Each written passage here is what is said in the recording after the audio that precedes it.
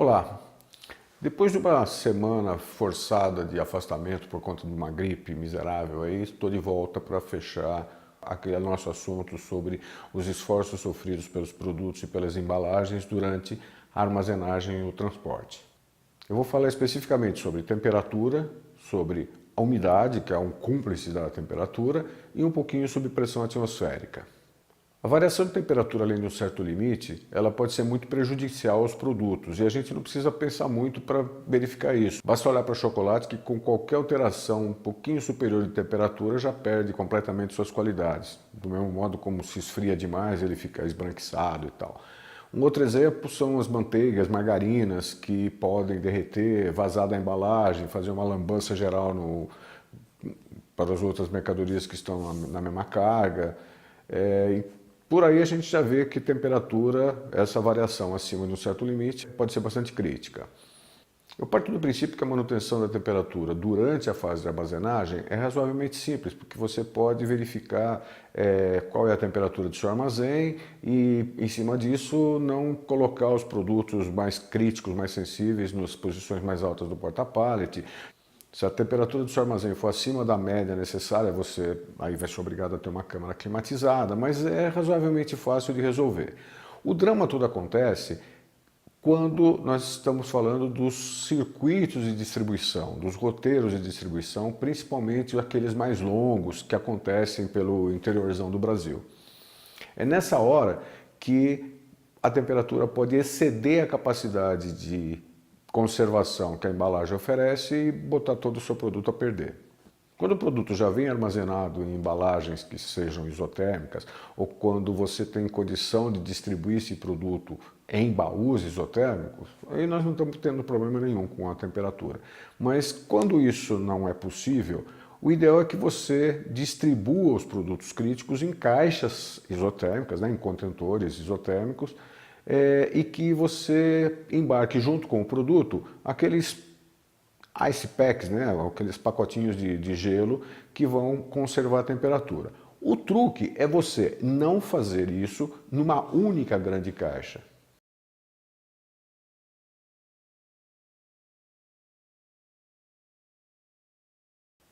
Entretanto, nós temos que levar uma outra coisa em consideração. A temperatura, ela não costuma agir sozinha, ela tem uma cúmplice de responsa, que é a umidade.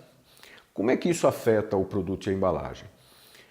A capacidade de manter vapor d'água no ar é função da temperatura do ar. Quanto mais quente está o ar, maior é a sua capacidade de manter vapor d'água.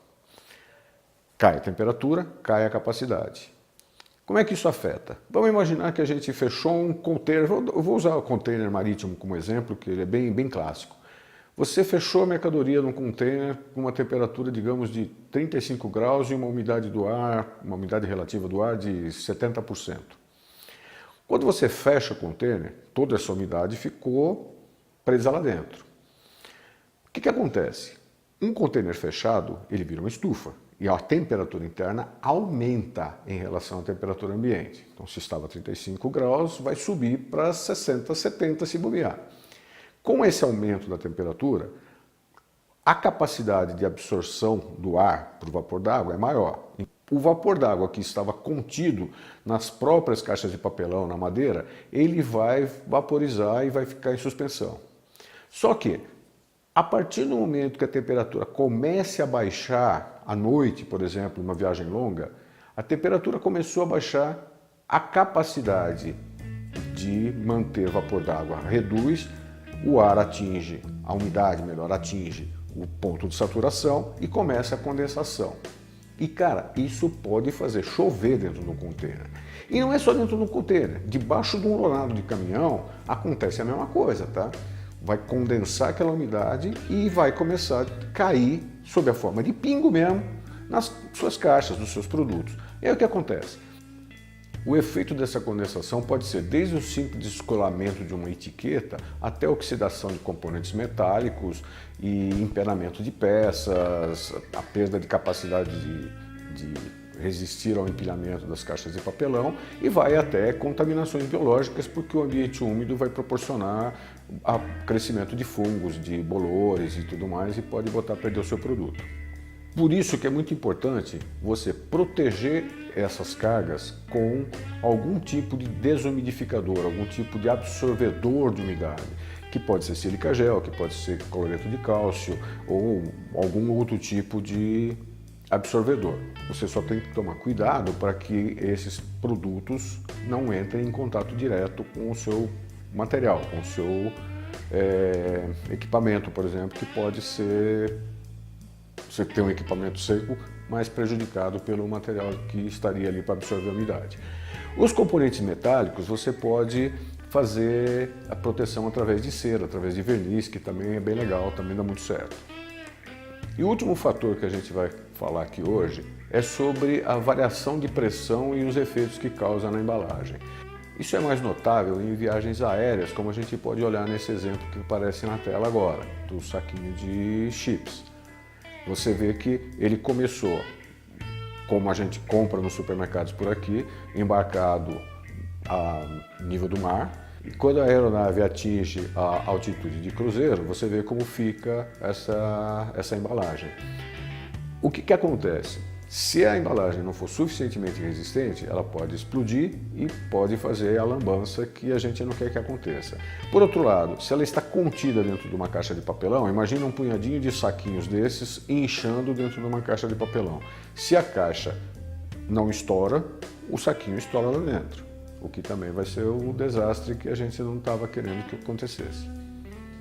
Além desses, ainda há alguns outros vilões, como radiação ultravioleta, que deteriora a tinta da embalagem, pode deteriorar o seu produto, e isso acontece quando você expõe a embalagem à luz solar direta, e mesmo lá em cima com telhas translúcidas, isso pode prejudicar o seu produto. No mínimo vai descorar, tá? Isso não é legal. E ainda tem outros tipos de contaminação, mas que não vem ao caso para a finalização desse vídeo conforme nós estamos querendo. Se você quiser saber mais sobre algum tipo de efeito que afeta o produto ou a embalagem, deixe aí nos seus comentários uma sugestão e a gente vai tratar do tema para você, com o maior prazer.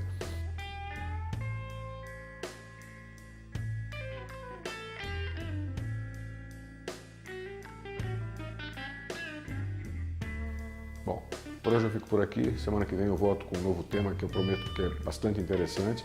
Enquanto isso, deixa o seu like se você gostou, faça o seu comentário, deixa uma sugestão, critica, por que não? De repente tem alguma coisa que eu preciso mudar aqui e você vai me ajudar. E se é a sua primeira vez no canal, será um grande prazer ter você como um assinante no canal. Então é isso, vejo você na próxima semana. Obrigado, até lá.